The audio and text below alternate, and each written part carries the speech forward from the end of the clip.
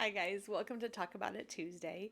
Today we are going to be talking about how to launch your book without losing your sanity or your soul. Book launches are one of the most intimidating parts of publishing, and whether you're traditional or self-publishing, that still falls on you. So it can be a little bit overwhelming, and we're going to unpack that today for Talk About It Tuesday.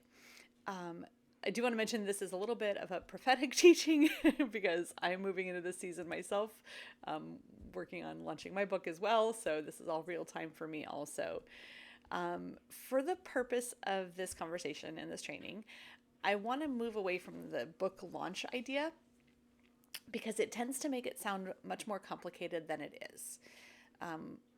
You're not NASA, you're not Elon Musk, and let's be real, our books aren't rockets.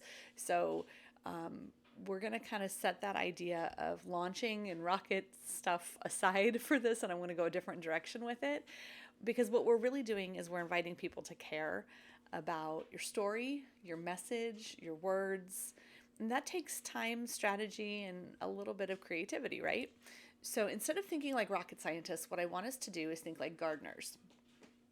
Launching a book is less about explosive momentum and more about planting seeds.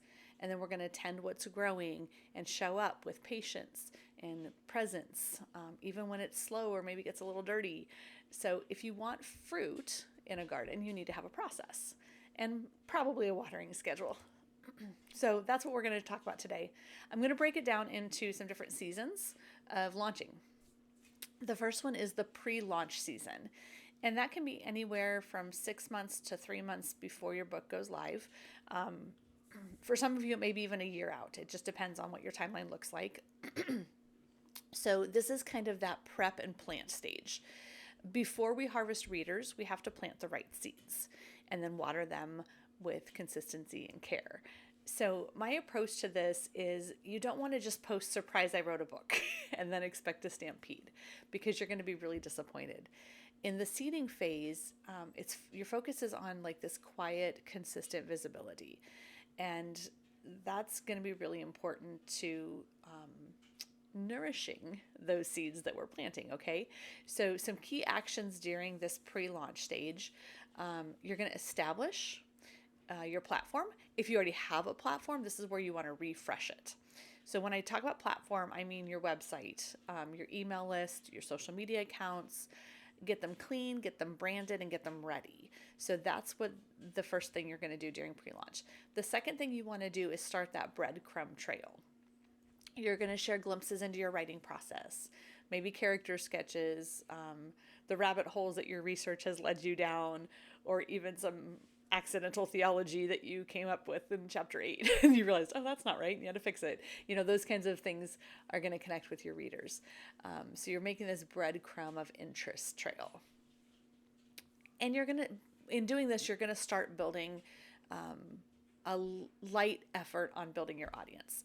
And the first thing you do for that is showing up regularly with value-based content, not buy my book.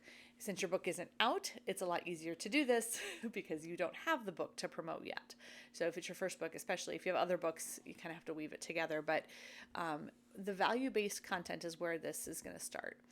The other thing you want to do during this pre-launch is start thinking about creating a launch hub.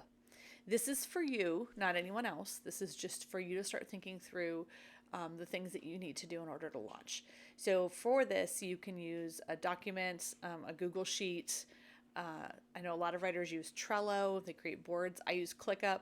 And it's a place where you're going to put all of your assets, your deadlines, link lists, anything that you need to keep track of. So like if you're using Google Forms, you'll want links in there for those. Stuff like that. So whatever's comfortable for you is where I want you to create this hub. If you've never used Google Docs before, probably not the time to learn. Find something that's comfortable and easy for you and can manage all of these things. If you're not familiar with anything, we can talk about that and see what might work best. But find a place to kind of organize all of your launch stuff. The next part of that leads into is you're going to start thinking about building a launch team. Some people call it street teams. There's a lot of different names for it. The focus for this in my mind is not just getting bodies, but getting the right bodies. So rather than asking who wants to help, which kind of I've found that when you express invitations that way, you get a lot of people who want to help, but they're not going to help. Like their heart is in the right place, but they don't necessarily follow through. So instead, if you phrase it like, I'd be honored for you to be part of this, and it becomes more of an invitation. If they have to apply for it, it creates this expectation of a partnership. So I would lean into that more than just, hey, come be on my launch team, rah rah. My rule during this pre-launch stage is that you don't want to overshare details. What you want to do is overshare your energy. So when you're excited, people are going to get curious. Okay, so this isn't about giving all the details of the book and all of that. It's really about expressing your excitement and energy so that people will get curious and want to continue following in your journey.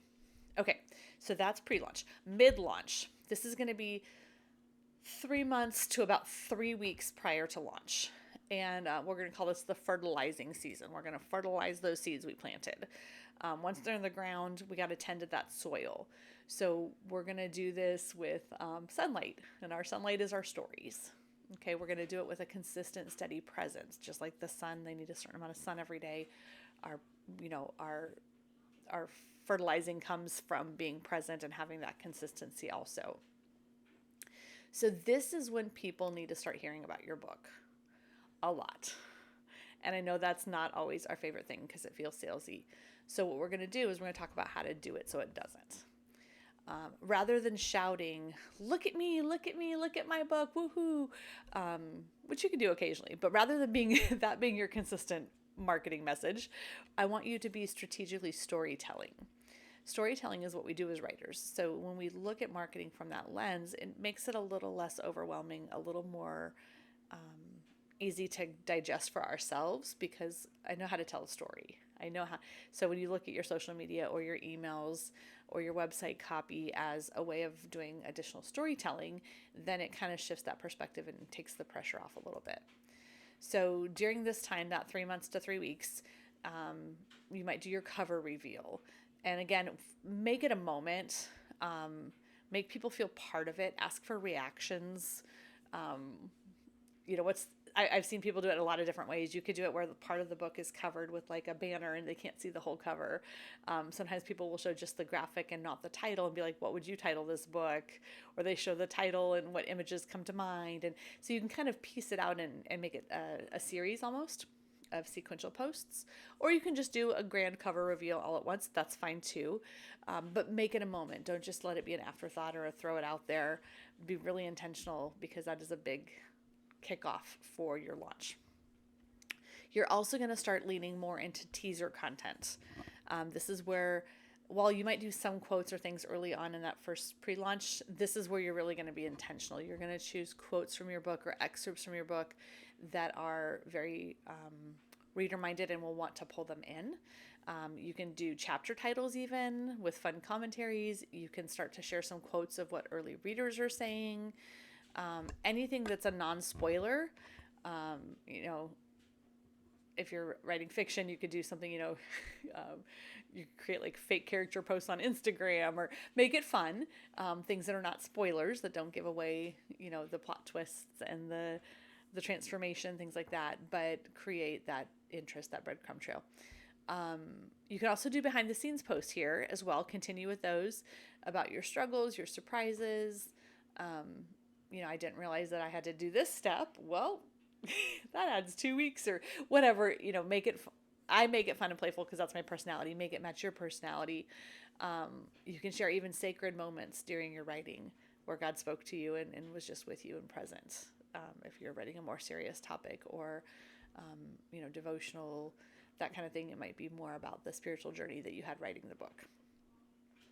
What you want to be doing is calling people in. Okay, so you're moving into this, again, fertilizing stage. You want to invite endorsements if that's important to you. So endorsements are generally quotes from respected voices or even like niche influencers. And the purpose of an endorsement is to add credibility and connection to your book's message. So what I will say is this, don't do it just to do it. If you have your best friend wrote a thing about it, that's not really going to connect with readers because they don't know your best friends. This should be somebody that they're going to either have some knowledge of, or they could look up on the internet and find them kind of thing. I suggest, if you're writing for nonfiction and things like that, it could easily be, the pastor of your church, if that's something they're willing to do for you, because that establishes some level of credibility in terms of who they are and endorsing your book. But don't do it just to do it. That's my big thing. It needs to be adding value for the reader, not adding ego for you. Okay. So yeah, I kind of went on along about that, but inviting endorsements would be part of this. Asking launch team members. So you've kind of thought through what your launch team looks like. Now you're going to start pulling those people together and asking them to schedule posts or prep their reviews. You might have some Google forms you want them to fill out that you can use for feedback in your sharing. And depending on how you use this launch team will depend a lot on what you're asking of them. We'll talk more about that in a minute. You're going to want to share you're going to want to share graphics with that launch team that are easy to share.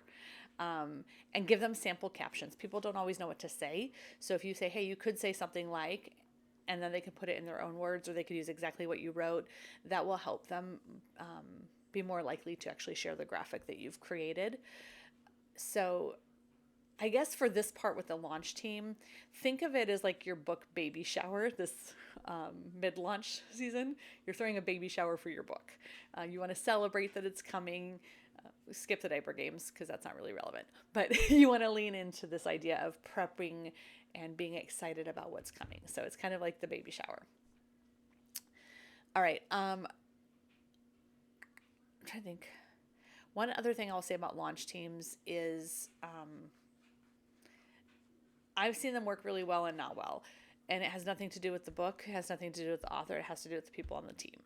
So I suggest trying it. If it doesn't work for you, you can look at doing it differently the next time or not doing it at all. But it does help to have some other voices out there besides yours when it comes to launch. So be mindful of that as you're thinking about what you want to do. And obviously be prayerful. Ask the Lord, the harvest is plentiful, but the workers are few. So ask the Lord who the workers should be to help you market. Okay, launch week. We're going to call this hydrating. We're going to pour some water on there and get things going. We've prepped, we've planted, we've pruned. It's time for it to bloom. So now we got to show up and let the garden start to do its work.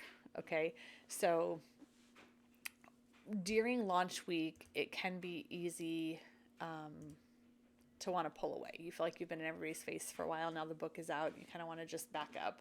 Don't do that. Show up. This is a great place to show gratitude. Still be consistent. And you're going to get a little bit louder actually launch week because it's time, right? We're going into labor. It's time. So during launch week, I want you to post daily about the book, but vary the content.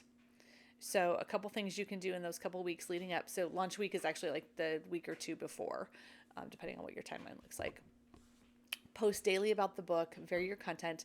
You can do a launch day countdown. You can do milestone updates. Just got approval from Amazon. Got my first pre-order, things like that.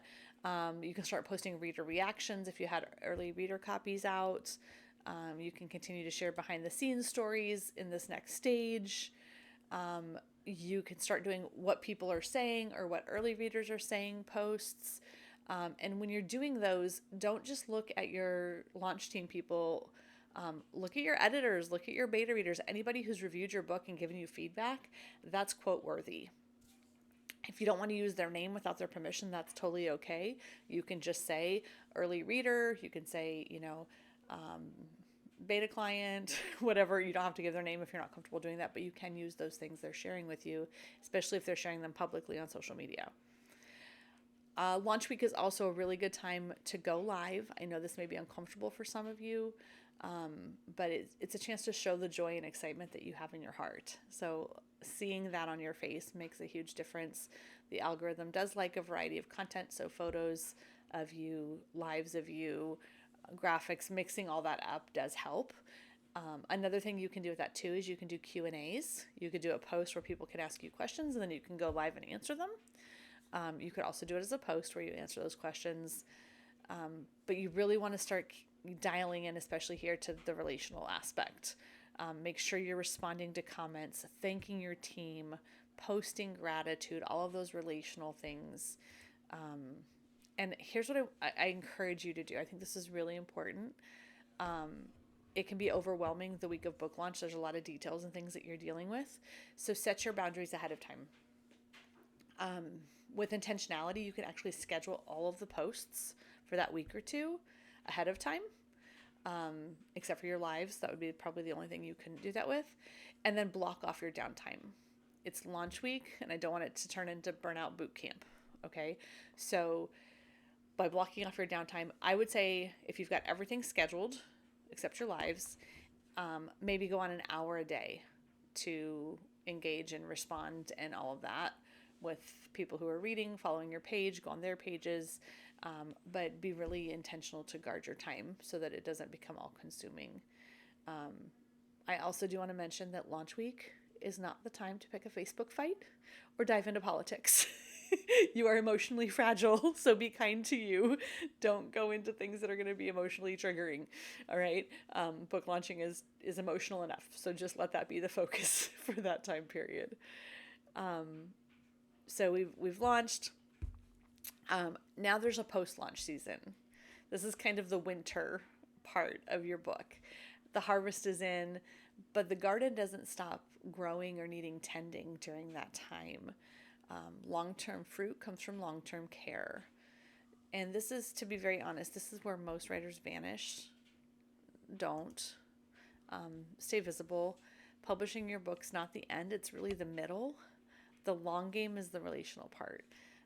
Keep talking about your book. Share reviews as they come in with real reader quotes. You can post bonus content like deleted scenes or playlists that spoke to you when you were working on the book. I know some people do like Pinterest boards of their characters and stuff like that. This would all be bonus content type things. You can create tie-ins. You can share like a devotional from the book or a short reel about key themes that are in your book. You can create new freebies that connect with the book, and continue building your email list. Focusing on your email list in winter is a great thing to do because you can build that up for the next book. If you are not writing just one book and done, this is also a good start writing the next book. Bring your readers with you into that journey. So now you're overlapping with reminding them about the first book and starting that pre-launch season of the next book. So you get to do both and it kind of balances. Let them peek inside, that kind of thing of what your next story is going to be. And then run occasional promotions, but run them intentionally. I think winter season is a great time to really tie things into certain things like holidays. Gift giving seasons are a great time to promote because they'll see it and be like, oh, I thought of so-and-so when I saw that book, and they'll buy it for so-and-so. So holidays are good. Book birthdays, on the anniversary of your book or the anniversary of your draft being done or the anniversary of your editor's feedback, whatever personal milestones in your life. Those kinds of things are great to tie those promos into. You can also, during the winter season, if your launch team was really solid and helpful, you can re-engage them and do some one-off push type things, like who wants to help get this into 10 new hands this week? And you can invite them to share something and create goals and have them help you with it. And then any other value content that readers need or appreciate that is message-minded is always good in the winter season. Readers don't mind hearing about your book multiple times. They do mind hearing from you if all you're ever doing is selling something. So the goal is to be a human and not a billboard. Okay, we want them to relate to you, and then your book is the secondary part of that. Okay, I want to share with you really quick before we wrap up for this some tools and support that I use that help me. No gardener thrives without tools. So let's talk about how we can keep that soil, that creative soil, fertile, and your sanity intact, as we mentioned in the beginning. Email lists. I have a love-hate relationship with my email list. I'm going to be really honest. I don't enjoy doing emails. I don't probably work as hard as I should to build it the way I need to. And that's partly because I don't like email. I don't, engage with a lot of email lists myself. So it's easy to put our own things on other people and be like, oh, I don't like emails, so they don't either. And we can't make those assumptions about people. We can give them the option, put it out there, and then let it work. The benefit of email, and I've mentioned this in other videos, is that you own those contacts. If Facebook shut you down tomorrow, if Instagram, or TikTok got shut down by the government or whatever, you lose all of those followers. An email list stays within your capacity at all times. So there's a benefit to that. Social media changes, inboxes stick around. So just be mindful of that. Another tool, so email list is one tool. Canva. I love Canva. It helps me make graphics that I don't hate. While I do have a background in marketing, design is not my favorite thing to do. I like templates. I like an idea to get me started and then I can run with it. But starting at a blank screen for a social media graphic just makes my brain hurt. So Canva's great for that. I mentioned earlier, I use ClickUp. It's a project management system. And you can create boards in there, and it's kind of how I just keep my brain in one place. So I recommend that. You can also use, like I said, Excel spreadsheets and things too. Another tool, Google Forms.